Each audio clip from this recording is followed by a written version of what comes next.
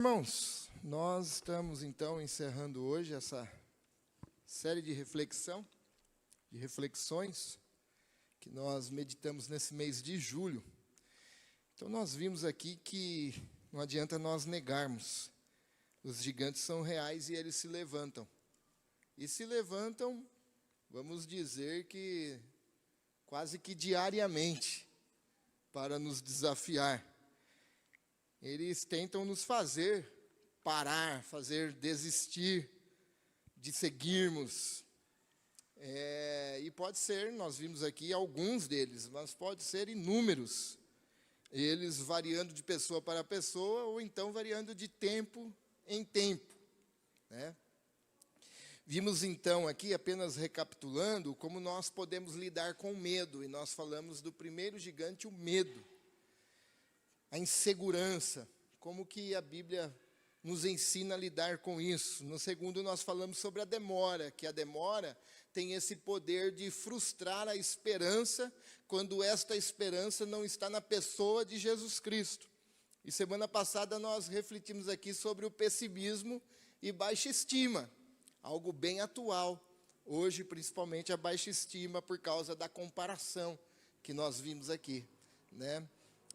As redes sociais ainda mais fomenta isso na vida das pessoas, né? Traz essa comparação e parece que nada está bom. E hoje nós vamos refletir não sobre o gigante em si, mas vamos refletir sobre atitudes que devemos ter quando nós estivermos diante deles, ou então quando Deus vencer eles por nós. O que nós devemos fazer? Quais são as nossas atitudes? Então, o tema de hoje que nós vamos meditar é o Deus que luta pelo teu povo. E isso você já sabe, decore salteado, que Deus é aquele que peleja por nós. A guerra não é nossa. Quem entra nessa guerra é Deus. E Ele entra por nós. Então, nós vamos encerrar essa narrativa bíblica do capítulo 17, que nós refletimos aqui, essas 4 mensagens, e nós vamos ler hoje aqui 1 Samuel, capítulo 17, versículo 36 ao 53. 1 Samuel, capítulo 17, versículo 36 ao 53.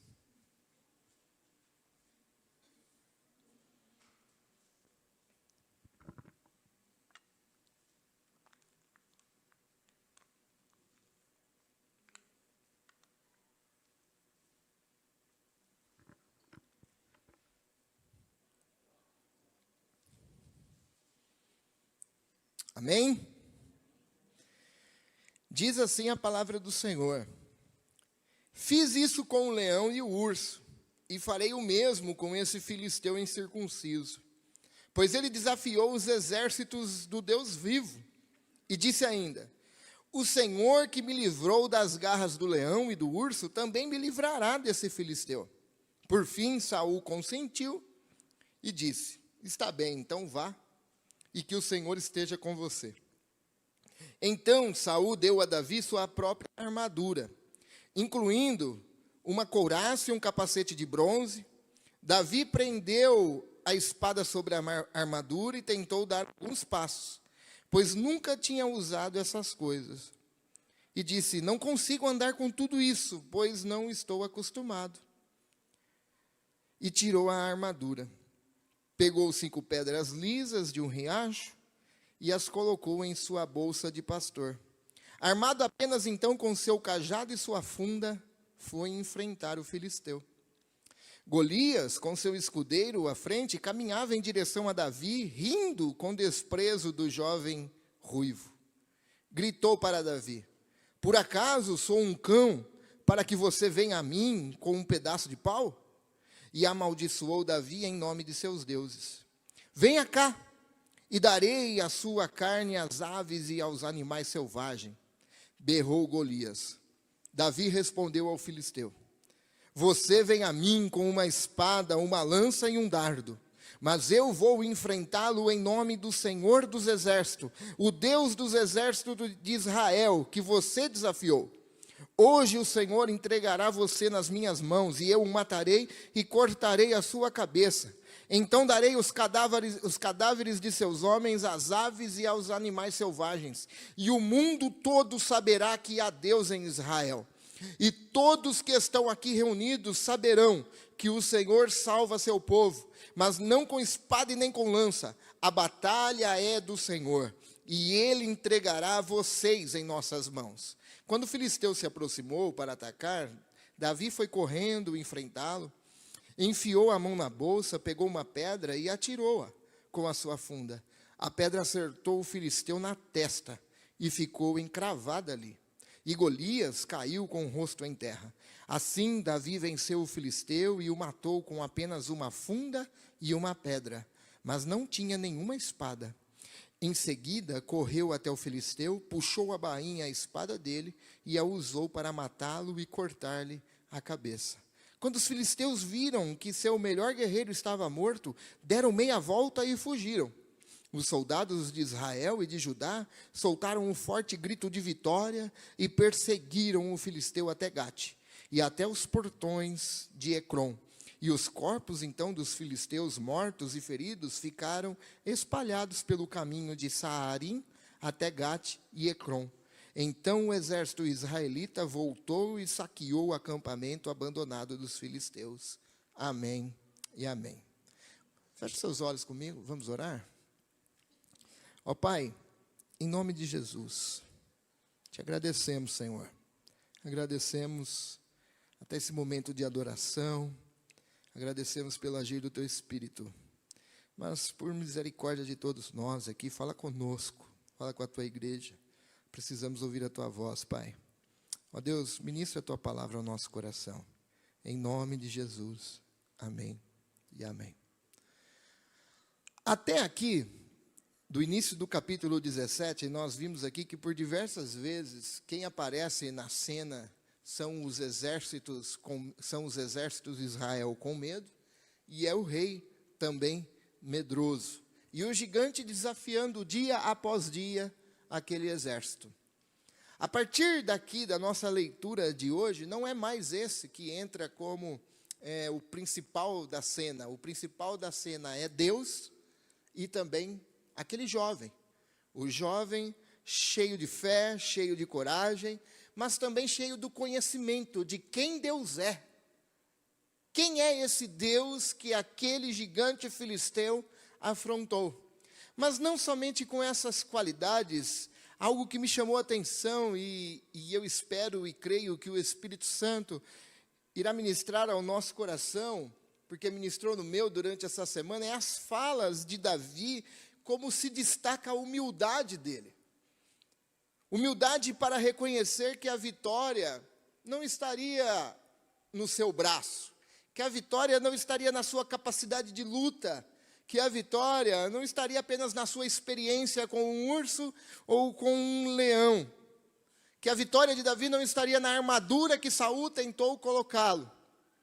Mas na fala de Davi, percebemos a humildade de reconhecer que toda vitória vem de Deus. Que se Deus não lutar por nós, nós estamos perdidos.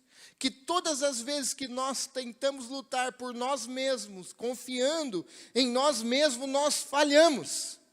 Mas nas falas de Davi fica evidente a humildade de reconhecer se é que nós somos e temos alguma coisa, é porque isso vem de Deus. É de Deus. Então eu quero destacar aqui algumas verdades, algumas atitudes que nós não podemos esquecer nunca, quando nós conseguirmos, através de Deus, conseguirmos a vitória, aquilo que nós pedimos, aquilo que nós desejamos, aquilo que tanto nos afrontou, aquilo que tanto nos desafiou. Qual é a nossa atitude? E nessas falas de Davi, nós vamos entender aqui que existem algumas coisas que nós não podemos nos esquecer. A primeira coisa que eu quero meditar com você é que é algo que talvez você saiba, talvez você fale, mas às vezes no cotidiano da vida e quando os gigantes se levantam, nós esquecemos disso. É que o Deus de ontem é o mesmo Deus de hoje. O Deus de ontem é o mesmo Deus de hoje. 1 Samuel capítulo 17, versículo 37 diz: o Senhor que me livrou das garras do leão e do urso, o Senhor também me livrará desse filisteu. O mesmo Deus que livrou Davi das garras do leão e do urso, ele disse no futuro, porque essa luta ainda iria acontecer, ele entendeu que aquele mesmo Deus iria livrá-lo também. Porque Deus não muda. Parece jargão, eu sei. E eu sei também que você sabe muito bem disso, mas esta verdade nós precisamos relembrá-la ela constantemente na nossa mente, no nosso coração. Saul não acreditou que Davi poderia vencer aquele gigante. Por ele ser muito novo, e porque quando ele olhava para Golias, ele via o tamanho, mas não só o tamanho. Ele mesmo disse: olha, você é novo. Golias, ele é guerreiro desde pequeno. Você é inexperiente.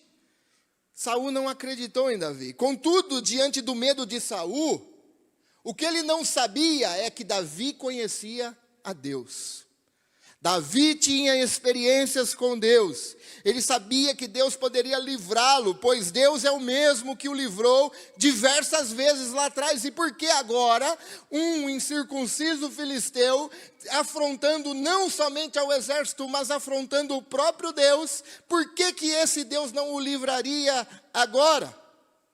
Meus irmãos, Deus não é uma relíquia de museu. Uma relíquia de museu que teve o seu valor no passado, mas para hoje não é mais o mesmo. Deus não foi apenas o Deus dos antigos, Deus é o Deus nosso hoje. Deus é imutável, Ele opera maravilhas ainda hoje. E Ele pode operar maravilhas na sua vida, no seu casamento, na sua família, no seu trabalho, na escola, na sua vida emocional, na sua vida física. Por quê? Porque Deus é o mesmo de ontem, Ele é o mesmo de hoje. O problema é que há dois fatores que impedem de nós vivermos isso na prática. Primeiro fator é o problema que muitas vezes agimos como Marta. Marta, quando Jesus disse que o irmão dela seria ressuscitado, Marta limitou o poder de Jesus, dizendo: eu sei, Senhor, no dia da ressurreição ele há de ressuscitar. Nós muitas vezes também olhamos para o gigante e limitamos o poder de Deus de agir. Nós não podemos concordar com aqueles que dizem que o tempo de milagres cessou. Deus continua operando milagres. Eu creio nisso. Eu creio que Deus continua agindo. Nós não podemos concordar.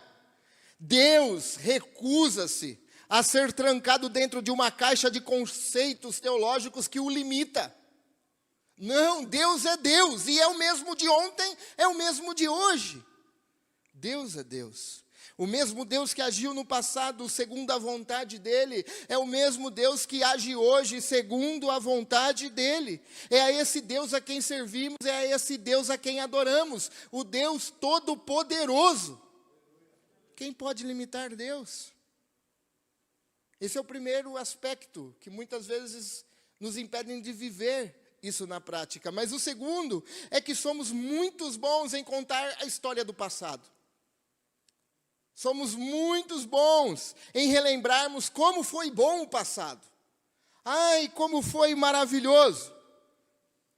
O problema é que nós ficamos presos no passado e não falamos: olha, o mesmo Deus que fez no passado pode fazer hoje. E fazer muito mais ainda do que Ele fez no passado. Mas nós nos agarramos no passado e ficamos presos naquilo. Estava falando essa semana com um amigo meu, pastor, uma igreja histórica, já de muitos e muitos anos essa igreja.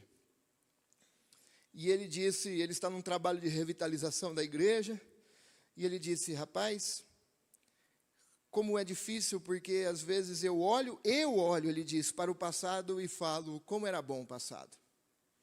Ou então a própria igreja olha para o passado e diz: olha, como era bom o passado. Eu disse: não, cara, para com isso. Sim, era bom o passado. Não podemos descartar o passado. Mas nós temos que olhar avante, porque o mesmo Deus que fez no passado pode fazer hoje e muito mais.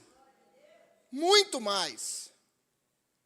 Eu venho aqui, eu oro, eu lembro quando eu vim aqui, a igreja cheia, eu oro, eu falo, Deus, o Senhor pode fazer mais, é encher aqui de manhã e a gente tem que fazer culto à noite aqui.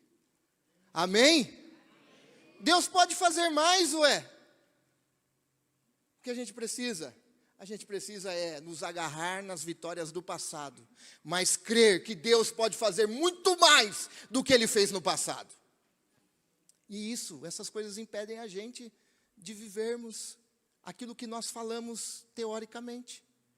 De falarmos, olha, Deus é o mesmo Deus de ontem e de hoje.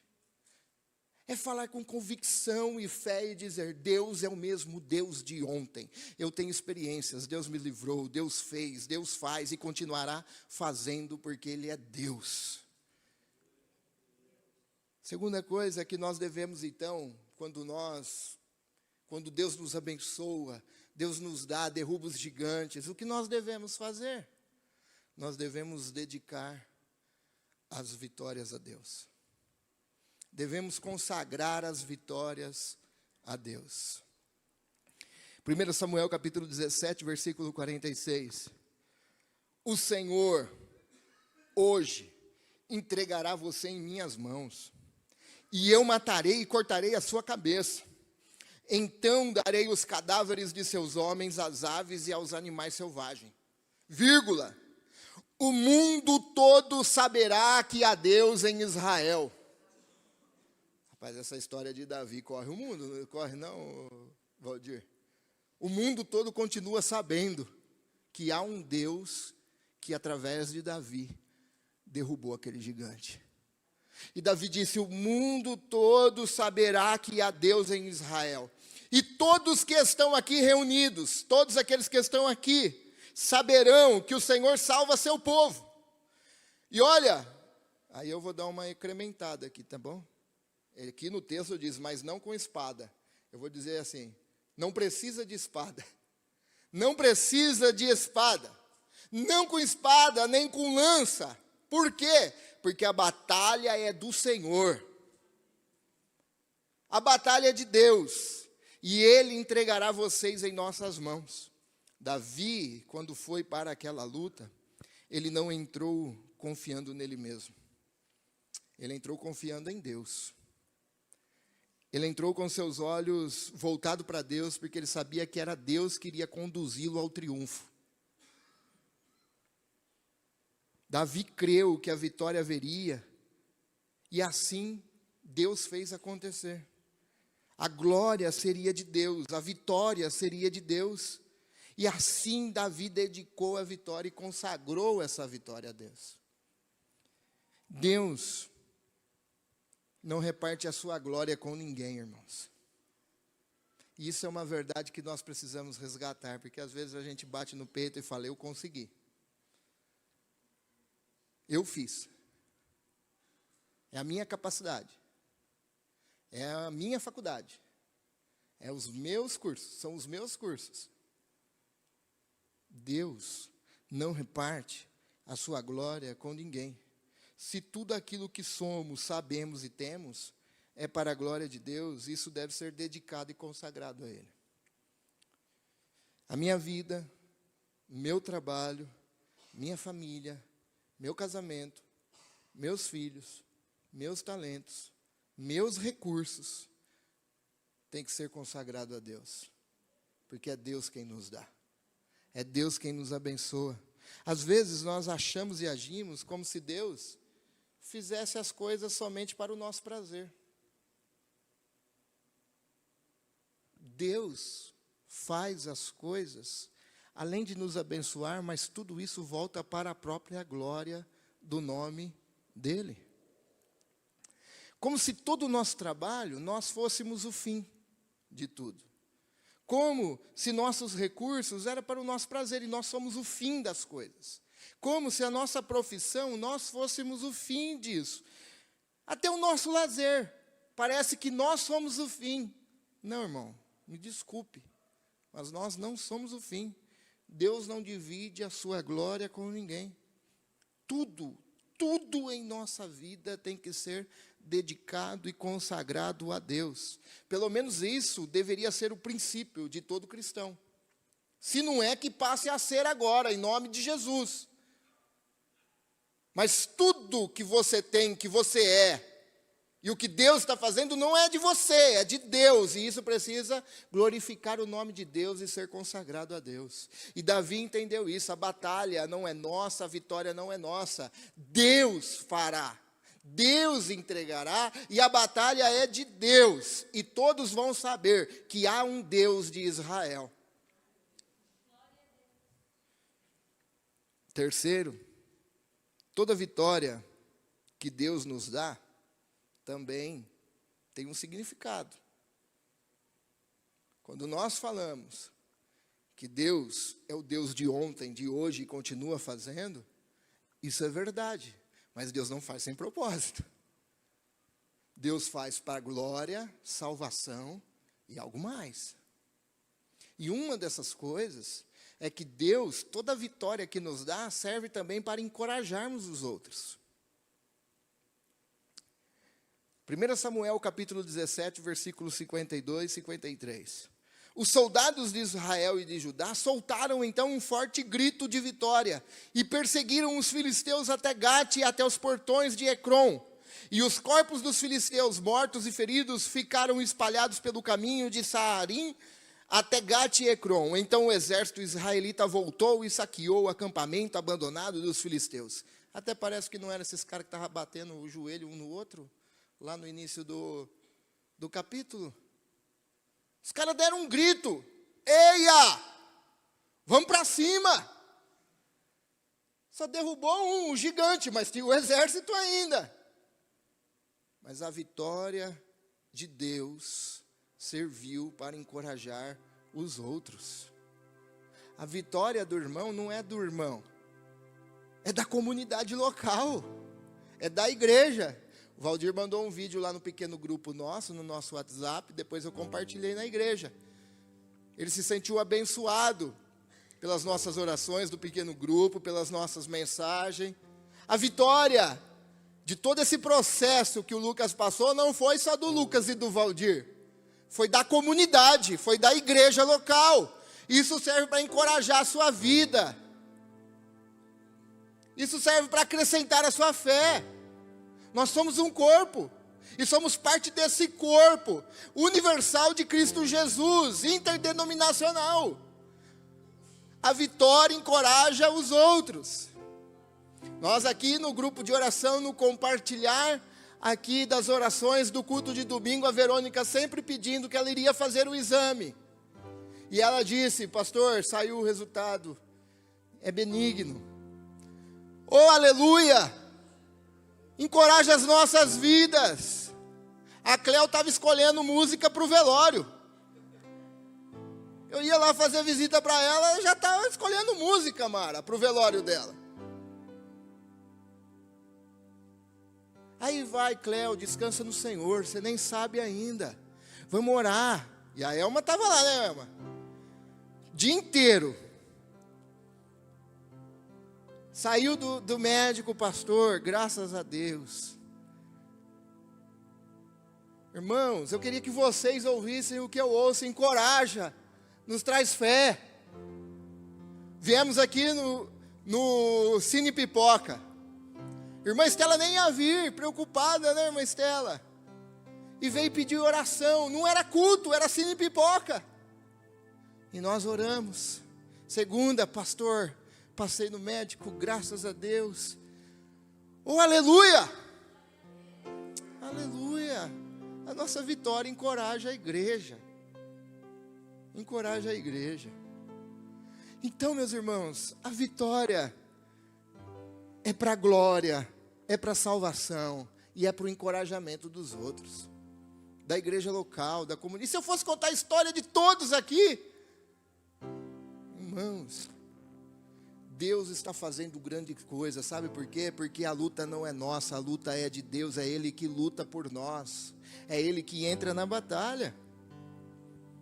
Quando os soldados de Israel viram a coragem e a vitória de Davi, eles se animaram e se puseram a lutar também. Bastou eles vissem uma disposição de lutar de alguém, derrotando aquele gigante. Isso encheu o coração deles de ânimo. Eia, persigamos o bando, vamos lá, vamos avançar. Encheu aquele povo de coragem. Nossas lutas e vitórias ganham sentidos, elas servem para encorajar os outros também. Sabe o que Paulo disse lá em 2 Coríntios capítulo 1, versículo 6? Isso é maravilhoso, eu gosto desse versículo aqui. Ele diz, olha, mesmo quando estamos sobrecarregados de aflições, é para o encorajamento e salvação de vocês. Sabe o que Paulo está falando assim, ó, quando eu sofro, quando eu sou afligido, é difícil, mas sabe uma coisa, isso daqui eu sei que serve depois para encorajar vocês, para dar ânimo para vocês, para a igreja. Olha, irmão, vou falar a verdade para você. Não é fácil sofrer por causa de Cristo, mas eu estou para encontrar algo que me satisfaça tanto, que me dá prazer, sabe? Às vezes eu fico triste, às vezes eu fico moado, às vezes eu fico, mas não tem nada que me dá prazer igual sofrer pela causa, pela igreja de Cristo Jesus. É isso que Paulo está dizendo, pois quando somos encorajados, certamente nós encorajaremos vocês. Ele está falando para a igreja, e então vocês poderão suportar pacientemente os mesmos sofrimentos que nós. Temos firme esperança de que assim como vocês participam de nossos sofrimentos, também participarão do nosso encorajamento. Quando eu estiver encorajado, vocês vão estar encorajados também.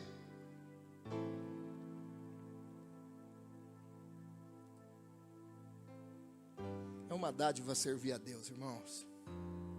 É uma dádiva servir a Deus, tanto na jornada do discipulado da vida, é uma dádiva servir na igreja. Eu disse para um amigo meu esses dias atrás, rapaz, eu estou para encontrar algo tão prazeroso do que servir a igreja de Jesus. Como é bom servir a igreja de Jesus. Não vamos falar que é mil maravilha, mas é prazeroso. Sabe, Valdir? É prazeroso. Aí às vezes nós vamos no compartilhar de pastores e eu falo, as pessoas veem sempre o copo vazio, sabe? Não, irmãos. Todo o nosso sofrimento, seja de qualquer um, serve, tem propósito, tem significado.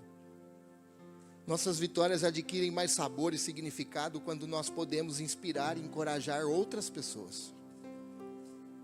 Quando não fica preso em nós. Davi não venceu sozinho.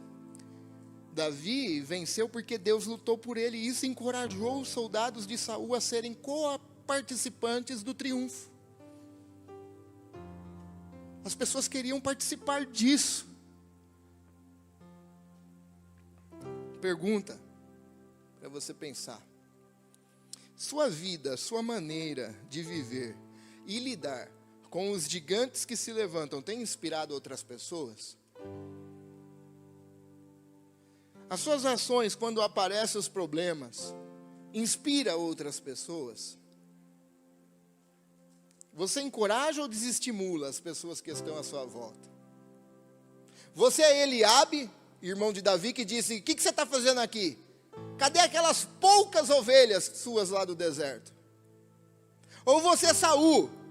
Rapaz, você é muito novo, o gigante lá é experiente, cara. Ou você é Davi, que aponta não para si, não para a armadura de Saul, mas aponta para Deus, pois foi a ele que esse gigante afrontou. Você aponta para Deus e encoraja as pessoas? Vamos caminhar, vamos seguir. Vamos embora, pé na areia. Pense nisso, irmão.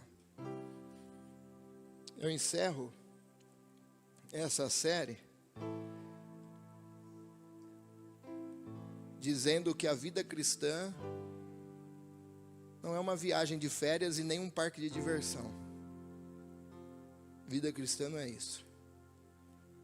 C.S. Lewis disse que se você está procurando uma religião confortável, com certeza não é o cristianismo. Vida cristã é um campo de batalha. É o gigante se levantando. Vida cristã é isso. E nesse campo de batalha, gigantes se levantam, tentando afetar a nossa vida espiritual, tentando afetar a nossa vida física, tentando afetar a nossa vida emocional, constantemente. Vida cristã é isso. E esses gigantes fazem tudo para tentar nos parar, nos desafiam, nos humilham, nos afrontam. Esses gigantes podem ser diferentes, como nós já dissemos, de pessoa para pessoa, de tempos em tempos. Mas a arma para essas lutas é o relacionamento e a intimidade com Deus. É isso que Davi tinha. Relacionamento e intimidade com Deus. Deus é quem luta por nós. E o segredo da vitória é depender de Deus. Depender de Deus. O problema então, já que é um fato e é real, os gigantes existem. O problema não é a presença dos gigantes. O problema não é o desemprego. O problema não é a traição. O problema não é a decepção. O problema não é a frustração. O problema não é o medo. O problema não é a falta de segurança. Não é nada disso. Sabe qual é o maior problema? O maior problema é você passar por tudo isso e ter a ausência de Jesus ainda. Não ter Jesus com você. Esse é o problema. O problema está aí. Os gigantes vão vir, vão se levantar. Mas o problema não é esse. O problema é você não ter a presença de Jesus com você nesse momento. Mas deixa eu te dizer algo. Os gigantes existem, se levantam, e isso é fato. Mas fato também é que você não precisa lutar essas lutas sozinho. Não precisa, não é necessário você lutar sozinho. Jesus deseja que nós compartilhemos a nossa vida, as nossas dificuldades, as nossas lutas com Ele. E termos então a companhia maravilhosa de Jesus na trajetória da vida. Jesus quer isso. Jesus quer isso. E Ele quer isso de tal forma que Deus elaborou o plano A. Sempre foi o plano A de Deus. Qual é esse plano A? O Cordeiro havia padecido antes da fundação do mundo. Jesus quer compartilhar a vida dele com você, e Ele quer que você compartilhe a sua vida com Ele, de tal maneira que Jesus entregou a vida dele, morreu na cruz, foi até a morte de cruz, vergonha para uns, escândalo para outro, mas Jesus foi. Você não precisa passar por isso sozinho. Você não precisa se sentir sozinho. Jesus é o bom amigo e companheiro. Sabe aquela música antiga? Achei um bom amigo, Jesus meu Salvador. A maioria acho que não conhece. Não vou contar, senão vai pensar que eu sou velho. Mas Irmã Maria já é. Não precisa, irmão. Jesus é o bom amigo e companheiro que anda conosco na estrada da vida. Aí você vai lembrar de uma música que não é mais louvor, né? Mas essa caminha com a gente na estrada da vida. Você não precisa andar sozinho. Jesus entregou a sua própria vida por nós, para tomar o nosso fardo e dar o dele para nós. E Jesus fez um convite que ecoa até hoje. Mateus capítulo 11, versículo 29. Tomem sobre vocês o meu jugo. Tomem sobre vocês o meu jugo. Deixe que eu lhes ensine. Deixem que eu lhes ensine. Pois sou manso e humilde de coração. Vírgula. Se vocês fizerem assim, vocês encontrarão descanso para a sua alma. Você não precisa caminhar sozinho, irmão. Você não precisa lutar sozinho. Jesus morreu por você, entregou a vida por você. Você é amado de Deus. Para você que quer experimentar, viver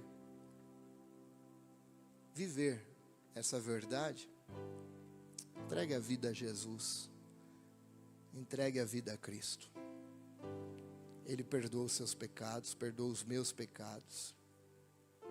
Perdoa as suas falhas, perdoa as minhas falhas, as suas transgressões, as minhas transgressões. Porque aqui não tem ninguém melhor que ninguém. Somos todos filhos do Senhor. Entregue sua vida a Jesus. Reconheça que só Ele é o único e suficiente Salvador. E que ninguém pode ir ao Pai, senão por Ele. Em nome de Jesus. Não caminhe sozinho. Vamos orar? Quero convidar você a ficar de pé. Como nós temos encerrado as nossas séries, nós vamos orar de mão dadas, todos. Agradecer pela palavra nesse momento, agradecer por essa série que nos encorajou, que também nos desafiou. Que Deus possa ministrar o teu coração. Tudo aquilo que Ele tem. Que você saiba que a tua vitória encoraja o irmão e a irmã. E que se você sofre no momento também, isso também traz encorajamento para o outro. Que a tua vitória não morre em si mesmo, mas é para a glória de Deus.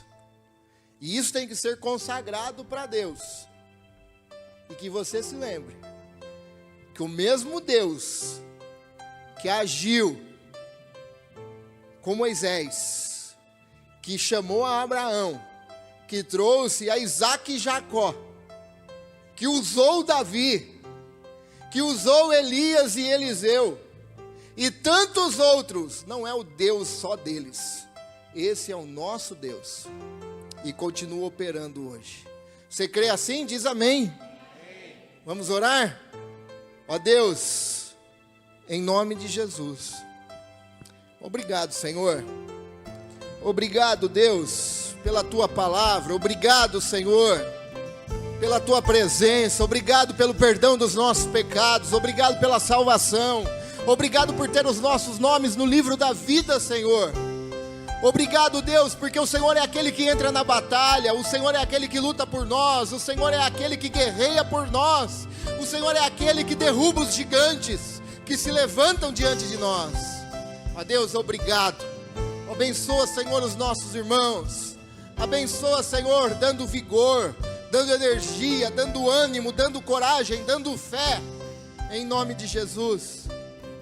Ó Pai, continua abençoando teu povo, continua abençoando essa igreja.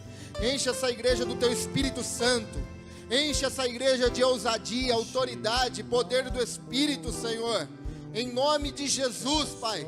Ministra tuas bênçãos espirituais. Ministra as tuas bênçãos físicas, emocionais. Em nome de Jesus, Pai. Ó Senhor, nós te agradecemos, Pai. Ó Deus, que toda bênção, toda vitória dada a nós seja para a glória do teu santo nome, Senhor. Em nome de Jesus, abençoa o teu povo, Senhor. Graças nós te damos, em nome de Jesus. Amém, Senhor.